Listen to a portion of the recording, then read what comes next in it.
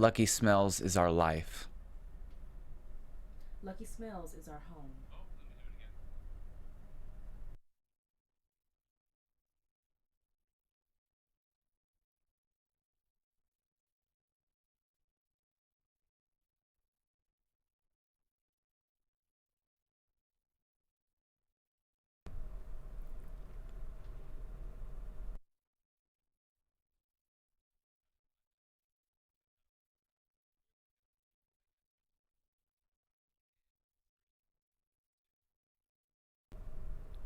Lucky Smells is our life.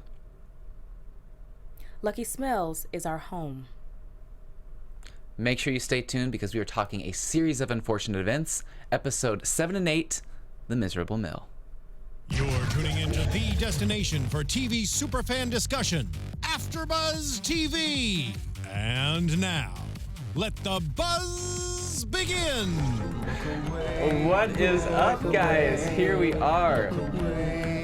That was Dakota's idea, and that was a really good idea. Thank you. I'm really happy we got this. Yeah, we had I our know. serious faces on. I didn't think I was going to be able to keep my face, but I did. Well, guys, thank you so much for joining us again for our last 2 episodes of the season. Guys, I'm so sad. A series of unfortunate events, The Miserable Mill. We're talking part 1 and part 2, episodes 7 and 8. We got a lot to talk about. I know. It was we an do. incredible finale. Yeah. But first, where can we find you on social media? Hey everyone, I'm Ivanna Williams. You can find me on Twitter at Ivanna L. Williams. And also, catch me on Wednesdays at 7 for the Star After Show. I swear I thought you were going to be like, and also, catch me outside. No, How about that? But my name is Dakota T. Jones. You can find me on Instagram, Twitter, and YouTube at Mr. Dakota T. Jones. And you can catch me on the Revenge Body After Show and the Shadowhunters After Show going on right now at AfterBuzz as well. So let's get right into this. Yes. Something I wanted to talk to you about because I think you caught on to it, hopefully. If not, I'm going to feel bad for calling you out on it. What? In the very beginning, Mr. Poe is interacting with like this fishman, like this fish seller. You remember that? Yes. Okay, that's Daniel Handler. That's Lemony, like the real. Yes, no, okay. I noticed it last time when you said it. Yeah. Okay, so he was back, and I was so excited because Daniel Handler, you know, everyone knows him as Lemony Snicket. I love that they incorporated him into the show in multiple episodes. Yeah. And he actually had like a line or something in this episode. And Like one line. I know. What did you think of that? Did you think that was smart of them to like bring him into the storyline? I think so too. 'Cause, I mean, I think it makes it really interesting. It's like, oh, hey, that's him again. And only if you know what Daniel Handler looks like, then you can catch it. And that's the mystery behind it. That's what makes it cool. Yeah. I feel so bad for Mr. Poe. He's literally over here standing by himself, talking to himself. And I don't understand his mentality, but he literally gets distracted by some free clam chowder at an unmanned booth. There's no one there working the booth. Yeah, right. Kind of sketchy. I wouldn't trust that clam chowder. But he did, and he loved that clam chowder. He said it was great. He said it was fantastic. So. Do you like clam chowder? I do. I've never really tried it. I liked it when I went to San Francisco. Oh, okay. It depends where you get it. Okay. Hey, we have Disney's Magic 92 back with us. Sad that this is the finale. I'm definitely sad that it's finale 2. And I'm really hoping, we were talking about this earlier, we're hoping that they don't make us wait a year like Netflix usually makes us do. Yeah. I'm really hoping that they get it together because I know that Daniel Handler was saying that the kids are young and if they wait a whole year before filming again or getting it ready to put out again, the kids are going to get noticeably older each season. Right. And in the books, it's in the span of what, like maybe a year or so? I think so. So it's a very short time frame. They got to make But sure. it's also Netflix. So I'm like, Netflix always makes people wait a year, you know, when it's their original content. But with that being said, I hope they do kind of shorten that time frame. Yeah. It only makes sense. Even if they just shorten it halfway, like, and we came back in the winter or something like that. Like, I would love that. But, so the children, they're visiting Lucky Smells Lumber Mill to find some answers. Yes. They piggyback off some rando's car or truck, and he kicks them out. Yeah, he just kicks the kids out, whatever, in the woods, you know, gotta go. And they're going to the same place. So, like... And they're also children. Like, what are you doing? I know. And then, poor kids. okay, what I want to know, well, we'll get into this later, but like, when he gives Count Olaf a ride, I'm like, literally, you let him sit in the front seat, and he doesn't pay you anything, but you're going to kick out some 3 orphans, like, in the back? Just horrible. Horrible priorities. I felt so bad. I know. I felt awful, and I felt awful that the kids were so excited to, like, get some answers, and they really thought that things were going to work out for them there, and they were trying to be optimistic, which is kind of a pun because there we have Mr. Phil in this episode who's very optimistic. Yes. But we meet Sir and partner, Charles. Rude. Yeah, Sir is very rude. Takes the kids in and puts them to work in the mill. What was your first perception of Sir? He was everything I thought he was going to be. Very rude. He gave me kind of like Colonel Sanders vibes. I don't know, like Colonel Sanders, the KFC guy. Yeah, just like with the all white suit and then the cigar and stuff. And I'm like, I don't know. But one thing I did notice, I'm not sure if anybody else caught it, but every time he kept puffing on the cigar, there was no smoke coming out. Yeah. Like, and sometimes it was so funny to me. Sometimes the cigar was red at the end, and then sometimes it was nothing. Like he was literally just holding a cigar for no reason. Right, exactly. I'm like, this is definitely like an electric cigar prop. I know, but exactly. That's what made it and they really forgot funny. to turn it on or something. Yeah, exactly. He forgot to press the button. What did you think of him? I thought it was great. It kind of is one of those things when someone's rude to children, I just get so defensive. But I know it's a story, and it's like I get it, and it's exactly how the book was. So I appreciated that in that sense. Yeah. What did you think of the little spin that they put on it? I don't remember it being like this in the books. Maybe I was too young to really catch on, but like the whole like partner Sir and Charles thing, like there's more there. I don't remember that either. Yeah, that was I like think they definitely like expound on that, like expanded it, because I'm like, I don't remember this part. Yeah. Were you a little bit upset that the portrayal of like a gay couple was not, I guess it wasn't like a good representation because they were so like he was so rude to him, and it was like not like a good relationship. They were a couple? Yeah. I didn't even pick up on that. Yeah, they were a couple. Because he was so rude. He was so rude. I did not even pick up on that. And he said something like, due to recent, or Lemony Snicket said, due to recent court rulings, like partner can mean other things as well. And then they come in and they were saying they're his partner. And then in one of the scenes, he said, oh, we can be together more. And then Charles goes in to like kind of kiss him. And then Sir like turns really fast. I must have just looked down at my notes when I was writing or something, because I missed that part. I did hear I heard about the court ruling, and I was like, okay, cool, but it flew right over my head. So I was kind of like, I was like, okay, I get what they're trying to do. They're trying to incorporate like a gay couple in this, but at the same time, it was like a very it wasn't like a good relationship. No, it was kind of an abusive type of. Exactly, it wasn't really quite the egalitarian relationship that I think people should strive to have. So. Thank you for telling me that. I didn't even pick that up. I was just kind of like, okay, I wonder if people are going to be upset about this because they're portraying it as he's so rude to him, and like they're in like this kind of almost verbally abusive relationship. Definitely. So I was like, I was going to ask about that. I watch and write as we all do. So if you're looking down, I guess you miss that. So. I know. That's what. It's so I get it. tough. Disney's Magic 92 says that if Fuller House can get 2 seasons in a year, then Netflix should be able to do it for this. I agree, because Fuller House is on Netflix, right? Yeah. So there we go. Definitely agree. And Lucy says, I don't remember much about this episode except unrequited Mr. Burns / Mr. Smithers type relationship between. That's definitely what it reminded me of. What is from that The from? Simpsons. Oh, okay. Yeah. Okay, got it. Mr. Burns, a really rich dude who hates everybody, and then Mr. Smithers. Do you watch it much? No, I don't. Oh, dang. Yeah, but that's definitely what it reminds me of. Yeah. Wow. Are they partners in that? Oh my God. See, you're just like relate to the books. I am. I'm not catching anything. But Sir basically lies by telling everyone, and basically made everyone think that the Baudelaire's parents are to blame for the fire, which I don't really understand, because later on when we find out that no, they didn't do that. We all knew that they didn't burn the town down. It made me really wonder why he went to so much trouble to cross out every section of his book. I wonder if that was just one of those things where Dr. Orwell told him, look, if we're going to work together, you got to make everyone think this is how the town burned down. Yeah. I don't know, because I don't understand what he had against the Baudelaire parents if they literally were the ones that saved the town. I'm not sure either. It just seems like this old rumor that's gone around, and it's not as if many people in that town or the workers really are able to read. They don't have time for anything. But if they do read, then they will know for sure that the Baudelaires burned down the house. I know. Or that's what it looks like. Yeah. I mean, that's what it looks like. But we do have Phil, who I loved, is optimist, very optimistic. And I love how Lemony Snicket saying, my father said, or no, I think it was Klaus that said, my father always said, do not trust an optimist or an optometrist. And I was like, we got both in this episode very conveniently. Right. Was this the episode where, no, this is not, I'm going to keep that for later. Okay. Something that happens to Phil, I forgot about that. Okay, but lunch. Okay, let's talk about lunch. And how sad that was. What did they get for lunch? Gum. They got chewing gum for lunch, and they are paid in coupons. And coupons, like, seriously, like, buy 2 banjos, get 1 free. Too bad I don't have any money to buy any banjos.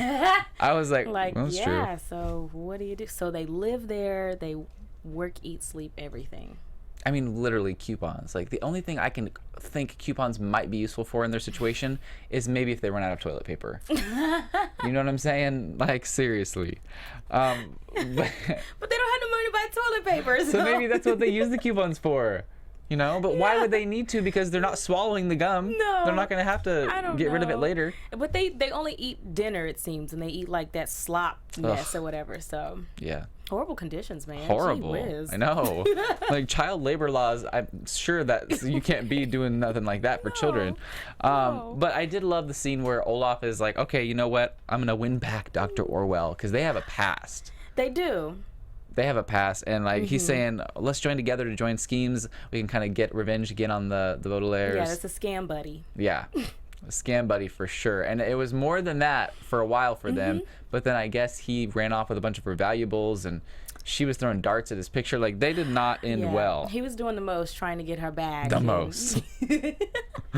Definitely, though. Yeah, so, but he won her over, and so then they became partners in crime. Yep. For a little while. For a while. Temporarily. Yes. But Klaus is trying to see if this new foreman who's covering his face and like has like a deep voice, trying to see if it's Count Olaf. So he slides over there randomly while this guy's sleeping, trying to like push up his pant leg to see if there's the eye tattoo. Yeah. And I thought that was like, I would never do that. I'm just like, someone's gonna find out. Like, people wake up easily. Yeah, exactly. And he gets kicked over, his glasses get broken, and it just seems a little bit too convenient that this happens because they're wanting to have him visit Mrs. Orwell. Because now, Dr. Orwell. now he has to go to the optometrist, Dr. Orwell. Definitely. How fitting. What did you think of that visit? What did you think of your initial? That was the most stressful eye exam I've ever seen in my life. I was like, you know what? I'm never going to Dr. Orwell. I know that much. No. And like she straps him down. I know, that's what I'm saying. This is so stressful. I was like, are we watching 50 Shades or what? I'm like, what is about to happen here? Because I was shocked. I wasn't expecting her to strap him all the way in just to check his eyes out. But then we see why, because it begins the hypnosis process. Yeah. And then at the very end of the hypnosis process, we see someone saying, my, or something like that. But it looks like a form of a really lady. Blurry. But we're like, we know who this girl right. is. I know you. We know you, Shirley. Yeah. I love it, though. Like, he is amazing. Like, Neil Patrick Harris, all of these different disguises and everything, he just does it. He commits to it. And just seeing him in this outfit, rocking the hills. That's my favorite bad disguise so far. Oh, my gosh. Yeah. Yeah. Because before, what did we agree on? I like Sham. That's always going to be my favorite, Captain Sham. Sham, yes. But didn't you like the one? What is his name? It starts with a C, and I just forgot it. Stefano. Yes. Oh, wow. Duh. See. Okay. Yes. Stefano was also my favorite one. I know. That one, it didn't look like Count Olaf, so that was actually believable. Yeah. But this is like now my new favorite bad costume. Yeah, me too. Okay, but I love how Klaus was super hypnotized, and he has Sonny in one hand, and he's throwing like pieces of wood in the shredder. I was like, he's gonna drop Sonny in this freaking shredder. Exactly. And that baby is like made of steel or something. I know. Like, that baby has had 9 lives already. I know. She's do so everything poised with that child. I know. Oh, she bless just sits her there heart. like, well, she's like getting the checks rolling in though. She's fine. Yeah, that's a paid baby. That's right. I wonder if there's like a stunt baby. Like, no. No, they don't have a stunt baby. That's when they use CGI. They don't have a Okay, my bad. They use a baby doll. My bad. Yes, the puppet. I That's had what we a always really, talk about. I had a kind of a stupid moment just then. Sorry, guys. But Violet unhypnotizes a Klaus. less important backup baby. Yeah, Oh my God, that's what I was no. alluding to. But then I was like, that's awful. I'm sorry, guys. What I meant was the baby doll, obviously. So Violet unhypnotizes Klaus by using the word inordinate. So I miss you an inordinate amount, and that's the word that snaps him out of it. Yes. And he's like, oh, inordinate means this, and this. And that's like, a very important word for this episode and the next one. Exactly. Definitely. And then all of a sudden, right after he gets unhypnotized, we're like, okay. And then, oh, you got visitors. It's like, oh, that was quick. Like, okay. So we go to this beautiful yellow door. We see the parents. that we've so lovingly seen for the past 7 episodes trying to get home to their children, walking up to another yellow door, conveniently the same door, same door bought at the same person, Yeah, right. that same place. Yeah. And the parents open it, and they are not there. They're at they're at their own house with the Quagmire triplets.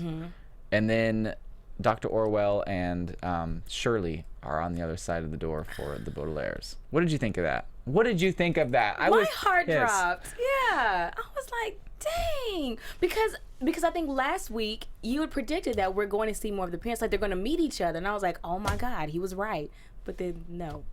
I know. You know what's funny is I made such a big deal. Remember, like, the first episode whenever Yara was like, I don't think that I don't know who these parents are. I was like, they're the parents of the children of the Baudelaires. Like, duh, girl, it's the I know. Now I feel bad. Yeah. And I'm so sorry she couldn't join us and Joelle couldn't either. Oh, yes. We were supposed to have a special guest. That fell through. You know, sipping some tea. But you know what? Hey. Maybe next season they can join us. Yes, hopefully so. Amen. We hope so. So the parents. Okay, yeah, the parents are home for their triplets, right? I was like, but those kids look like they were home by themselves. but they had a butler. Remember earlier, like we saw an episode before where there was like 3 kids, or maybe it was this episode, 3 kids sitting in bed, and like a butler comes in to feed them food. You're right. I'm watching and writing because I was like, now wait a minute, these kids have been there all by themselves. Can you imagine? No, yes, I can. One of the kids was very standoffish whenever the parents came home. Yeah. The others like rushed to their family, and then there's like Yeah. this awkward moment with the dad and the kid. They were kind of like, "Hi," like they were not close. Son. Yeah. I'm like, okay, it's been a while. You've been in Peru. You've fought your Yeah. whole time to try to get Whatever back to you your kids, did. Yeah. but okay. This is so cool. And the glasses hypnotize him again. Mm-hmm. Either that, or did he probably said the word lucky. I think so. Okay, because Yeah. for some reason I thought maybe when he puts these glasses on, every time he has these glasses on, it's gonna like hypnotize him. But apparently, I think it was the word lucky or Yeah. something like that. Hypnotizes him again, and he's all like excited to work for Sir. And then Poe continues to search for the children, and this is kind of where that episode ends. Yeah. Overall thoughts of that episode? It was an emotional roller coaster. Yes. Yeah. Not as much as the second one though. But yeah. So I was like, well, dang. Now let's just see I just want to know like who's gonna die in the next episode. That's what I was ready for. Like who's gonna die? Yeah. Like who's gonna die? We know someone's gonna die. Someone's gonna die. It's due. Yeah. It's due. Someone's gonna die. It you know. has to happen. Yeah. So Shirley and Orwell hypnotize Klaus, Mm-hmm. and they make a deal with Sir. Basically, Shirley is some poor middle-aged woman who really wants to adopt 3 orphans. One a very smart girl, one a very nerdy whatever, and then like a cute little baby that bites things. Yeah. How convenient, Yeah. for one. Sir says, no, are you kidding me? Like, these kids are working for me for free. Like, I'm not parting with them unless something drastic happens. And I'm like, oh, great. Shirley is about to do the most to try to make sure Yeah. that something devastating happens. I know. By accident though. Yes. And poor Phil has to be the accident, gets his leg squashed by the stamp. In his reaction, half-price pedicures for life. Oh my God. I'm like, wow. Oh, he's so used to coupons. Optimism, There you yeah. go. Golly. I know. I was like, are you kidding me? He's just sitting there like just looking at his leg, you know, it's whatever. I know. I didn't really get it because I didn't know where the rest of the leg went. Like, Right. it looked like it was looks a little underneath. shorter. Well, no, I mean, but it also looked like the leg was underneath the wood. But I was like, a stamp would kind of like it wouldn't make it completely flat. Like there would be some like bumps or something where like absolutely. blood or yeah, some pieces. yeah. I was I like, guess they okay. had to clean it up for this one. Yeah, I guess so. For the demographic. I guess. But Charles is in a trance. He's getting ready to tell the Baudelaires, okay, guys, I have something to tell you, but I got an appointment first. And I was like, oh, we all know where this appointment's going. He gets hypnotized, and they have to basically find the word that wakes everyone up because Yeah. everyone's in this trance. They realize, okay, everyone who goes to the optometrist, Dr. Orwell, is getting hypnotized. Yeah. We got to find this word. They start naming off some words from the dictionary, and people are like not having it. They didn't even No. make it through an eighth. Yeah, of they said the like A's. 3 A words. Yes, like, you're they did. waking everyone up. Like aardvark, That's one of the words. No, that's not happening. Okay. I was like, that's going to be a long couple days of you just reading out words. People are going to catch on after a while. Yeah. But yeah, so then we see this weird kind of cut, and I don't know. I was going to ask you, do you think it was one of the twins, like the Hinch lady twins, or not? Do you know who set the house on fire? Like the Quagmire triplets and the parents that we thought were the Baudelaire's parents. Someone was watching outside the window and they caught the house on fire. It looked like it was someone in a veil, and it almost looked like maybe it was one of the twins. But then I couldn't really figure it out. I think it was one of his henchmen, but I don't know who set the fire. No, it's a good question because I wasn't able to figure it out. If you guys know, please let us know in the comments. We'd love to know. See if somebody knows something. What do you know? What do we know? Nothing yet. Okay, so Charles, his word to wake him up and everyone else up is fire, which makes sense because they said they're not allowed to talk about it. They're not allowed to talk about it. But then didn't they say fire before? Didn't the Baudelaire say something like the terrible fire or something? I think they did, yeah. So they didn't wake up. No. So I don't know. I don't know what that was. Yeah. But that was their word. And Klaus, his was inordinate. Let's see. I was on the parents book. Oh, yeah. They're talking about they thought the parents were the Baudelaire parents. Yeah, exactly. Same. Right. I'm thinking it's Esme Squalor. Oh, okay. That set the house on fire? Okay. Because that's someone from the next book, I think. Okay. That's a good one. I like that. I'll take that. Maybe. Okay. So we have 3 people saying it was Esme. So. Okay. I like that. Good. Well, cool. We'll that see. kind of gives us some clarity. Give me something else to look forward to. Yeah. So inordinate is Klaus's word for sure. Yeah. He wakes up. Everyone's fine. And then somehow Dr. Orwell gets Sunny, has her in hand. And thank goodness after they scared her, she threw Sunny in the air because Sunny was about to like. I'm like, well, dang. I know. Yeah, Hot potato. Yeah. Boom. And. Good for her. What did you think, like, Dr. Orwell backs up into this fire? Were you expecting that? You know what I was? You were? I was. Yeah, because I don't know, because she was too close to it and she just seemed too, like, lenient or whatever, but it did scare me that she had Sunny. I was like, is somebody going to reach out and catch her? Or, like, what do we do now? Or is she going to, like, suffer from burns? Or, like, yeah, you know? like, what do we do, guys? Yeah. But, yeah, so thank God she's gone. I know. I wonder if they brought in the stunt baby for that one. That was definitely a CGI Sunny. So Olaf escapes. That was one of my favorite parts of the entire series this time. The way he was running. The way he was running in his heels. And he had those padded hips. Those hips. Were they not? I was like, yes, hips. Those hips were so the most. Curvy. They were. And oh, man. Were you just dying whenever he had the wig off and he had his heels off, but he still had the hips and he's in the dress? Still had those curves, man. And he's climbing over the thing. And I was loving that part. I loved that part. I was like, this is too much for me. But also, so then, like, whenever the workers were trying to fight Sir, he was still able to escape from underneath. I was like, okay. I was not expecting that. I really thought they were going to beat him up. I know. And they had him. I was like, dang. And he escapes. And then Charles comes in and says later, you know, Sir, he wasn't necessarily a great partner, which is why I don't understand why I didn't catch on because...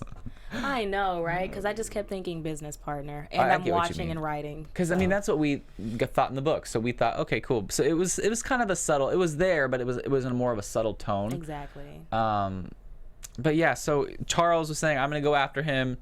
I'm gonna find him, even though he wasn't a good person. I still care for him, whatever. Golly. And yeah, so he says, oh, by the way, he gets the burnt paper out, and he's like, see, look, your parents, they were the ones who actually saved the town.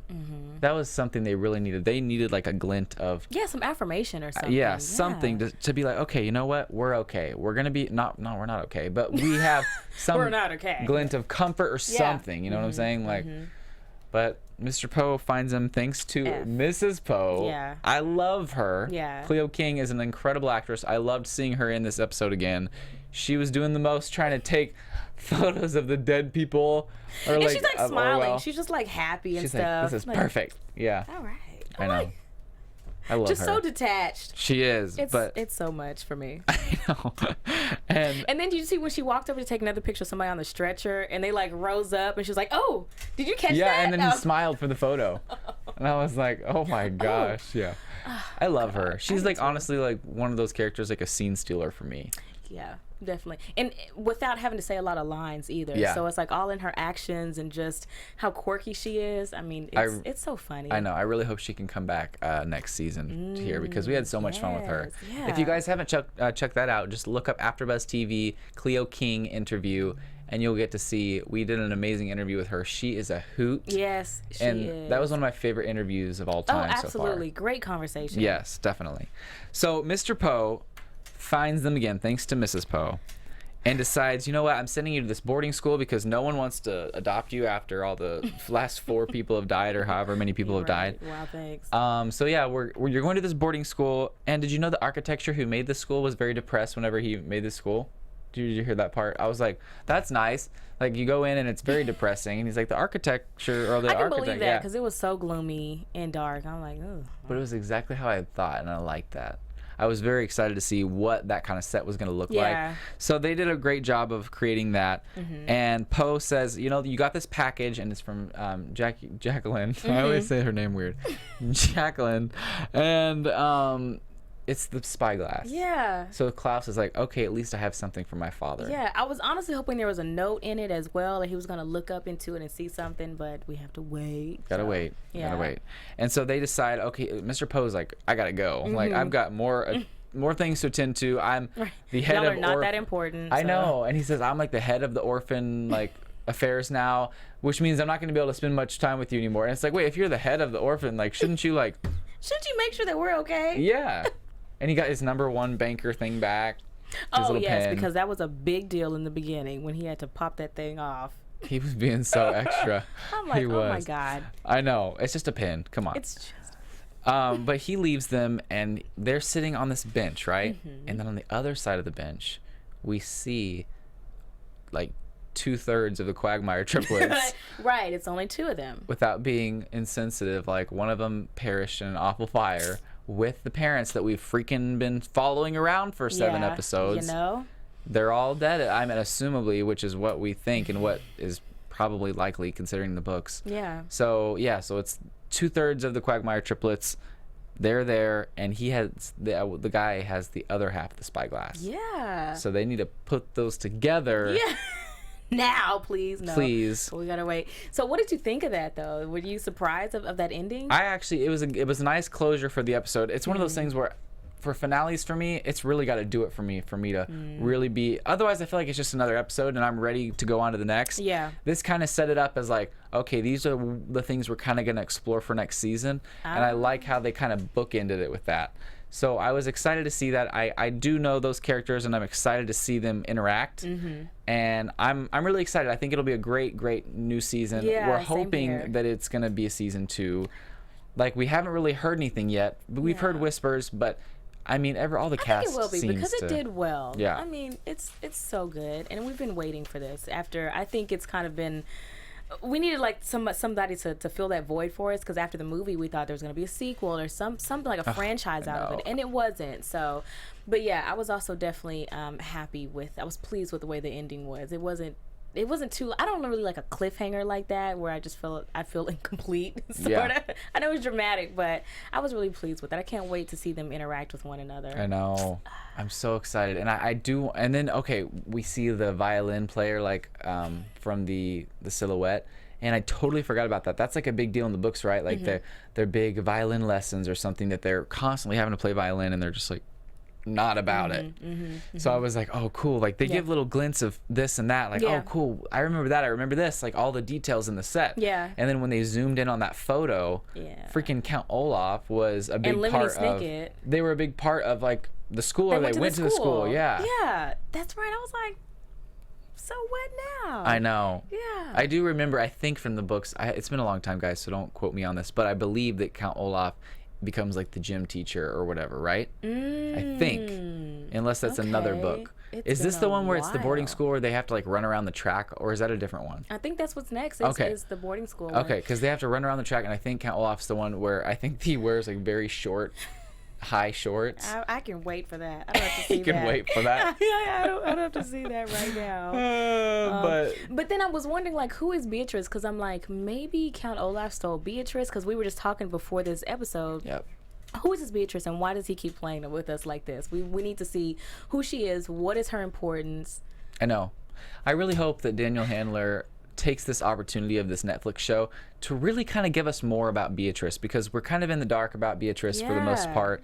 We did get the Beatrice letters, which was a book, but I will say I was kind of too young to decipher the codes in that book. So I'd like to go back I'm going back home next week, and I'm gonna go find that book. Oh, yay. I'm gonna go find that book, and I'm gonna look through it. I'll send you screenshots, girl. Do it. It's gonna happen. We're gonna figure this out, you and I. Yeah, we are. But we are. yeah, it's gonna be great. I'm excited to see. Yeah, what are they saying? Oh, TGS says they also showed Olaf's next disguise in the ending. Ooh, did they? I don't know if I caught on to that. What did they show? Oh, with the wig and the cap and the coach. Okay. Yeah. Oh, so you're right. Yeah, you yeah. Said, okay, the cool. Coach. Yes. Okay. Beatrice, the one that got away from Lemony. Exactly. But I was wondering, thank you, Lil Brianna XOX1, but I was wondering if maybe Count Olaf stole Beatrice. I know. So. And we saw the Beatrice letters, like the skeletons in the closet they were talking about. And we talked about the letters. I don't know how many pages he said it was, like 200 or something crazy like that. He was like, yeah. I don't think if I was in love with someone, I don't know if I could read that many pages for somebody. I'd be like, okay, can you just like call me? Like tell me over call. Like, girl, can you FaceTime me, please? FaceTime me. Thank you for that, though. They showed Olaf's next disguise. So next he will be a coach, just like you said. I'm excited to see it. It's going to be so cool. I love all the disguises. I think that's like one of the biggest things for me is in this whole series. It's always like, what is he going to be next? What is he going to be next? It really makes you're kind of on your toes. Like, oh, cool. Like, what's it going to be? Yeah. And we almost are rooting for Olaf to sneak in somehow. And it's like, that's kind of messed up, you know? But I just love. What's his next disguise? Exactly. I'm super duper excited. And how believable is it? Yes. So let's go ahead and talk about what are your hopes for season 2. My predictions? Yeah, let's get into a little bit of predictions right now. Oh, heavens. And now, your AfterBuzz Heavens to Betsy. Predictions. Oh my. Let me see. Next, I think. Yeah, so he's gonna be a coach, and then they're gonna try the Baudelaire siblings. They're gonna wait. First of all, because where is Sunny gonna go? Because they're all in like different grades. Sunny can't be with the older siblings. But she is pretty much like in the books, if I remember correctly. And it doesn't seem like they learn much. It seems like they're just playing violin and walking around a track for the most part. Yeah. Okay. So I'm not really sure, but I do remember just from what I remember from that. What I remember. That they were all together for the most part. So I don't know if they're going to stick with that or not, but I think that would be good. That way we could have her with us always, you know. And they're going to spend an exhausting amount of time trying to convince administrators that, you know, the gym teacher coach is Count Olaf, and people aren't going to listen. So I really hope that they finally, in the first episode though of season 2, I want to see the siblings meet with those other siblings, the Quagmire siblings, and they can finally like put 2 and 2 together and talk more, please. I don't know why this is one of the most exciting books that I want to be played out, but I really, really am excited for the elevator one. What is it called? The I forget the name of the something elevator. Yeah, it's something and if I remember right, Esme is gonna be in that episode a lot. If I remember correctly, let me know. But, they'll let us know. They'll let us know. But the elevator one, I loved that one. I don't know why I did, but I did, and it was amazing. And I can't wait for that one because the characters and just I don't know why I'm obsessed with elevators. I think that they're scary but exciting, and they give you that feeling in your tummy. Like when I was a kid, I was about it. I was like, yes, there's a book about elevators. Let's read this. So you're not scared of heights then? As long as I'm strapped in. Elevators are a little wishy-washy sometimes. You're not strapped in an elevator. No, I'm not. But like Tower of Terror, you know, like Disney, and when you're strapped in. Yes. Rest in peace to that ride. They're taking that away. So mad about that. Oh, wow. Okay, TGS says the next season is said to be books 5 through 9. Awesome. And Disney's Magic 92 says, thing I'm looking forward to in the future episodes are the new characters because there are no previous performance to compared to with Olaf or the Baudelaires. Yes. Oh, right. Yeah. So there's, no comparing him to Jim Carrey. Oh, yeah. Okay, yeah, that makes sense because I I loved the first few episodes. We talked about, okay, like the first 3 books, but then this fourth one was exciting because we hadn't seen it played out yet. So it's like, the first couple we were like, okay, we've seen the movie, we know what's going to happen, kind of a thing.